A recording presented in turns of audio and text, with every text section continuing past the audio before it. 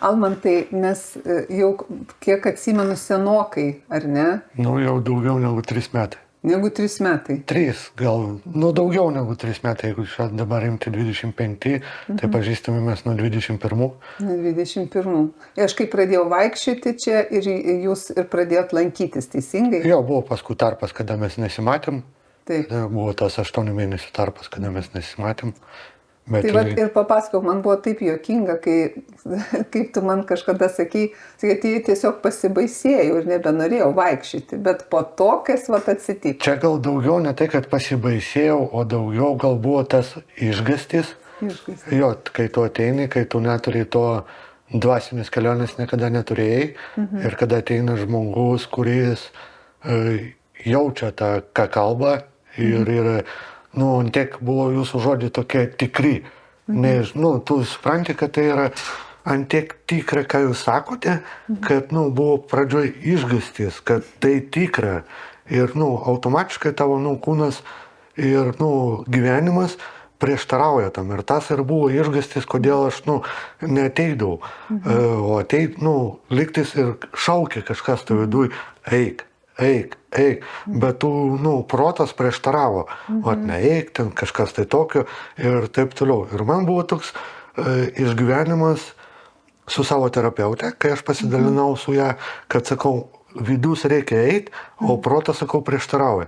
Ir mano terapeutė, nu, man sakė, sako, jeigu protas prieštarauja, tai čia yra, nu, ir yra tas, kad tapatinės su kažkom, tai su tavo pasauliu, taip, kada, su senu savo žmogum, kada pasaulis, ten pasaulėžiūra į tą tikėjimą skeptiškai žiūri, visi dabar nori kažkokiu tai, nu, apčiopiamų dalykų ir taip toliau. Bet sako, tavo vidus, reikia, kad tau to reikia. Ir, nu, kažkaip mes 8 mėnesius nesimatėme, paskui aš vėl pradėjau vaikščioti ir man dažniausiai būdavo toks, nu, savo užduodavau to klausimą, ką tu joje matai. Ir, nu, kai grįždavau po jūsų ir tas klausimas, aš daug vėldendavau, ką aš tokio matau, kad mane traukia ten. Nu, mano siela traukia. Ir neseniai, tik tai neseniai, tai čia paskutinio mūsų, po antradienio, nes irgi buvo ta tuštuma tokia, kai tu susitapatini, kai aš pasakoju, kad esi traukia, labai greitai traukia tas sūkuris, į nenerimą, o į pasaulį, jo, į tą materialų dalyką, ir kada tu guli ir galvoji, ko tau trūksta, ir kada netikėtai, kai aš sakiau, Dievas ateina netikėtai. Ir kai atėjau čia, toks tie nerimai, tos baimės, aš sakau, man tiek nesinorėjo, kad čia kažkas kalbėtų, tiesiog klausyti, nes jūsų klausantis užsipildo sielą. Nu, tu tiesiog išeini iš čia ant sparnų. Taip. Tas santykis, kada tu pamatai, kodėl tave čia traukia, nes tu matai gyvą Dievą. Amen. Aš apsiverksiu garbės žodis, tuoj pradėsiu verkti. Aš tiesiog, nu, taip dėkoju Dievui, kad jis mane įkvėpė čia ateiti. Aš tiesiog būna, kad neturiu laiko fiziškai ateiti, bet aš galvoju, aš einu dėl žmonių, atidedu viską į šoną ir einu dėl žmonių. Ir kai girdžiu tokį jūsų liudijimą, tai akivaizdu, kaip Dievui jūs esate svarbus. Nes aš ateinu ne kažką kalbėti apie nieką, bet ateinu ir kalbu tai, kad Dievas jums kalba. Kad Dievas turi jums ateitį su viltimi. Kad Dievas yra geras, mylintis jūsų tėvas. Kad viskas įmanoma tam, kuris tiki. Kad augtų jūsų tikėjimas. Ir kai girdžiu, kad tai įkvepia ir keičia jūsų vidų, nėra didesnės laimės ir džiaugsmo.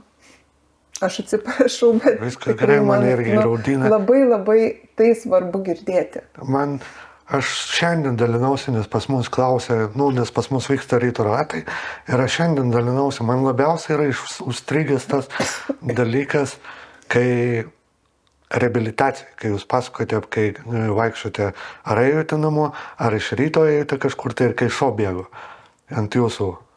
Šuo bėgo, tai mane šuo. Ir man tas būtent, aš šiandien dalinausi su tom, kad aš visą laiką prisimenu tą istoriją, nes jūsų žodžiuose buvo ant tiek daug tikėjimo, jėgos. Gal ne tai, kad tikėjimo, gal tokio pasitikėjimo.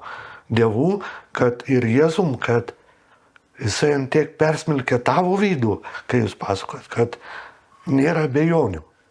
Nėra abejonių. Taip mes dalinamės konkrečiais pavyzdžiais, aš kartais dalinuosi. Tai tada tikrai tas šuo mane užpuolė. Rytas nėra kas gali apginti ir tik tai Viešpats, aš tiesiog iš viso širdies, taip šaukiausi Jėzaus, Viešpatį. Ir ta šuo realiai apsisuko ir nubėgo nuo manęs. Tai kas yra tikėjimas. Ir tuo tikėjimu dalinamės mes, taip? Taip, bet sakau, jūsų žodžiai taip persmelkė, kad, juose tu nejauti abejonės. Nejauti abejonės, kad tai galėtų būti kažkoks išgalvotas dalykas arba kaip, primetimas. Va, dažniausiai aš girdžiu, kai ateina kažkokie tai tikinčiųjų arba, ten kažkokių tai kitų, aš girdžiu abejonės. Nes, man lengva palyginti, kada ateina žmogus, pavyzdžiui, kunigas arba savanoriai ir kada tu girdi netgi, kai pasakoja kunigas ir yra skirtumas. Nes, dažniausiai, kai aš lyginu, kada žmogus kalba tiesą ir kada kalba abejodamas. Tai dažniausiai aš netgi iš pačių kunigų girdžiu, kad jie abejoja tom, kam sako. Nes iš kitų, aš sakau, aš nesu sutikęs žmogaus, kuris taip neabejoja tą, ką sako. Šlovė Dievui. Priimu kaip dovaną, tikrai Dievo dovana didžiausia. Ir jeigu tai duoda jum jėgų transformuotis ir keistis, aš esu labai dėkinga Viešpačiui, nes Viešpats myli labai jūs, nes jis pats Viešpats savo gyvenimą iš jūs atidavė. Ir aš žinau, kad tas tikėjimas, kuris auga jūsų širdį, bus matomas ir jau yra matomas. Ir dar noriu paklausti, tas Dievo gyvo pažinimas, tuo, ko aš atėjus dalinuosi, ar kiti, kaip padeda suvaldyti nerimą, baimę, depresiją? Gal daugiau ne tai, kad suvaldyti, gal daugiau jūsų atėjimas, man toks kaip, Dievas ateina netikėtai, kada tavo siela reikia, kad tau reikia, dvasinių patyrimų, o ne kažkokio tai pasaulio arba materialių dalykų. Ir tada tu guli, tai kaip tas, apie ką tas Dievas, kai tu nesuvoki ir tu neturėjai patirties. Ir kai jūs ateinate, ypač kai netikėtai, tai tada aš suprantu, kad kada tu šauki, kaip jūs sakėte, iš širdies ir kai tu sėdi ten ar darbe, kai aš dažniausiai galvoju, tai kodėl man tai blogai, kas atitiko man. Ir kai jūs ateinate netikėtai, tada tu matai gyvą Dievą. Jisai kalba per jūs. Bet aš suprantu, kad tada jums ramybė atsiranda širdyje. Atsiranda gražinimas. Kai tu eini, prisimindamas ir kada tu sustoji ir nebeprisimeni nei švento rašto, nei kažkokiu tai, kad yra ne tik tai materialinis pasaulis, bet yra ir dar dvasinis. Kada tu atmeti dvasinį pasaulį, kada tu susitapatini su pasauliu. Tai materialinius dalykus ir tada, kai jūs ateinate netikėtai, tu grįžti, tave gražina, jūs gražinate į tą būseną, kad nėra tik tai vienas pasaulis, yra du pasauliai ir kad geriau rūpintis dvasinė gerovė ir emocinė gerovė negu kažkokia tai kitų. Pasaulinis rūpestis, nes mes nuolat ir pastoviai tą kartojam Romiečiams 12:2, kad nesitapatinam su šitu pasauliu, bet pasikeičiam ir kaip atnaujindami savo protą Dievo žodžiu. Ir kitą labai nuostabią rašto vietą mes žinom ir kartojam nuolat, kad Viešpats suteikia tobulą ramybę tam, ar ne, Almantui, pavyzdžiui, kurio mintis ir protas pasilieka Viešpatyje. Ir tai yra mūsų kiekvieno sprendimas.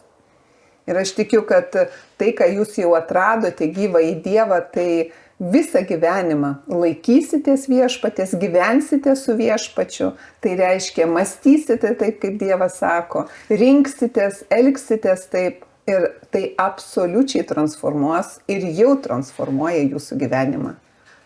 Tai tikrai labai džiaugiuosi, kad gyvenat su Viešpačiu. Aš džiaugiuosi, kad jūs einate pas mus, kad padedate, kad skiriate laiko, kad, neabejojate, kad, ateinate čia su kažkokiu tai didesniu tikslu negu pasaulis.